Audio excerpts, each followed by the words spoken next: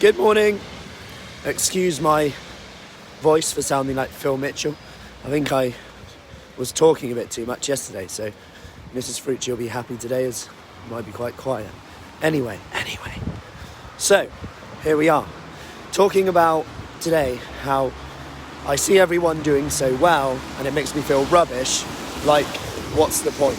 And I do get this a lot because you got to remember that people are more likely to share wins and things they're doing well than they are to share things that they're doing rubbish. I'll say that again. People are more likely to share things they're doing well than they are to share things they're doing rubbish. Ask someone in the street, how are you? Yeah, I'm great, thanks. Like, then they go away. Well, actually, you might not want to hear it, but let's face it. We're more likely to share things, and that's the same in research as well. There's a lot of bias in studies, and we're more likely to share something positive, aka,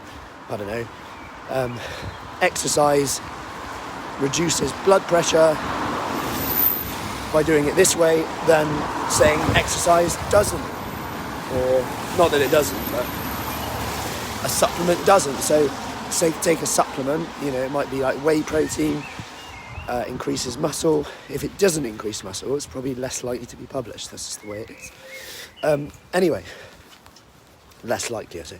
But my point here is we're more likely to share positive things. So you're always going to be biased straight away by having conversations with people and things that you see. You've also got to consider that people are coming at it from different angles in their journey. If someone says, I'm doing a workout every day, you don't know how long they're working out for. You might be assuming they're doing an hour a day. You're assuming they have the same lifestyle as you. You might be assuming that they work as hard as you, because you might work harder, but you might work 3 days. They might binge eat in the evening, you might not. Like, there's so many factors in this. And, I can relate to this too. And in terms of, I can look at what other people are doing and go, oh yeah, that looks so much better. But, then you go into it a bit more and say, actually, would I even want to do that?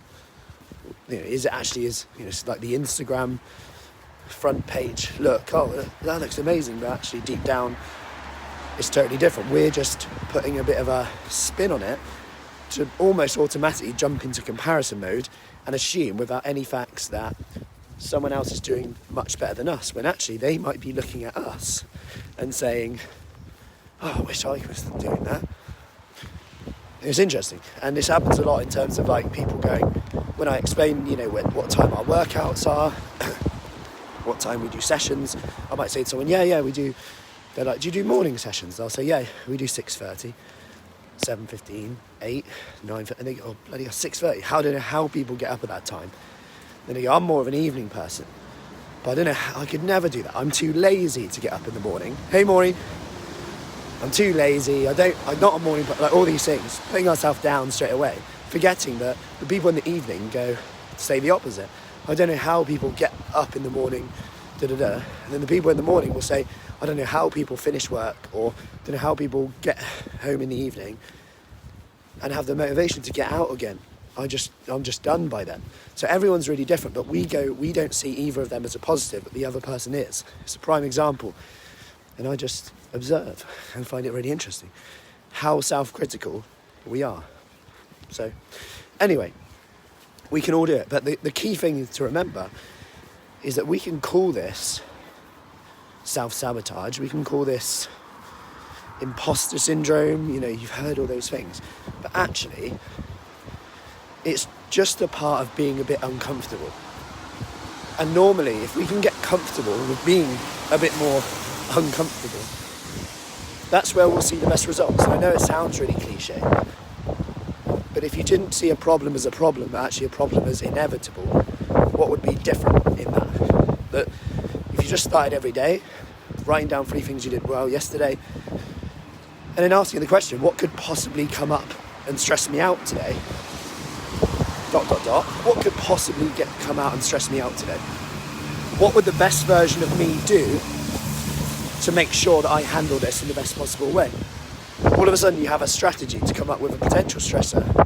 It doesn't catch you off guard, and you're more prepared for it. And actually, guess what? The outcome of a stress or of a problem is usually there for a reason, because you haven't looked at the problem in the first place. Now I'm going off on a bit of a tangent, but it could be For example, some of the ladies just starting on our Fit for Life program, first session, not sure how they're going to go, are they fit, and all these things that are like really, we try and put everything at ease from a video prior showing what it looks like to exactly where you need to go, to exactly what we're going to do. But you still, in our brains, we'll pick it up to being something that it's not.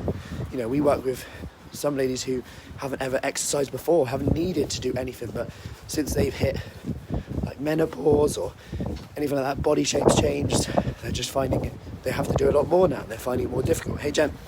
And the result of that is they're having to do something new at a time in their life where habits are very ingrained, right? Like they say from 10 we have certain habits that are hard to change.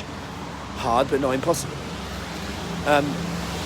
Or tendencies rather than habits. Habits are changeable. So my point here is, on your fitness journey, health journey, or any journey actually, you're going to have problems, and you're going to have times where you don't have great days. You maybe feel like, and I say feel like it's an analogy, you're going backwards, but actually it's a great opportunity to see how far forward you've come. For example, one of the ladies yesterday was like, I did have a rubbish day because I drank yesterday. I went out for a meal. But actually then it made her realise that actually she drank considerably less since starting the programme overall. So you can see it two ways. As a reminder of how good you've done, and use that as confidence. There's no reason why you can't just go again now.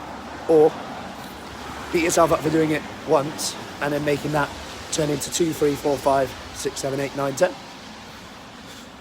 Anyway, I hope that helps. Happy Friday. Hopefully this weather improves, but it's out of our control. We can only grab a brolly.